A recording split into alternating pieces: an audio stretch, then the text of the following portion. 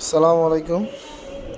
এখন আপনাদের মাঝে কিভাবে কামিজ কাটার পরে চাইটে যে অংশটা কাপড়টা বের হয় সেই অংশটা দিয়ে কিভাবে হাতাটা কাটতে হয় এটা আপনাদেরকে দেখাই দিব একদম সহজভাবেই। এখন যে কাপড়টা আমি নিলাম এটা কিন্তু হাতা চাইটের অংশ কাপড়টা। এই কাপড়টা দিয়ে আমরা হাতাটা কাটিং করব।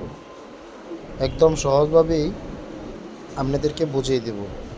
যে সাইড থেকে যে কাপড়টা বেশি হয়েছে এটাতে কিন্তু আমরা হাতের তারপরে এটা আপনার যে বডি থাকে 34 পর্যন্ত বডির মধ্যে হলে সাইড থেকে হাতার কাপড়টা আপনার বাইর করা যায়, কিন্তু না হলে হাতার কাপড় বাইর করা যায় না। এক্সট্রাভাবে কাপড় নিতে হয় 34 থেকে 35 36 বড় জোর হাই, এর বেশি নেওয়া যায় না। এখন হাতাটা সুন্দরভাবে শেপ দিয়ে দিলাম। এখন হাতার মুখটা কাটিং করব।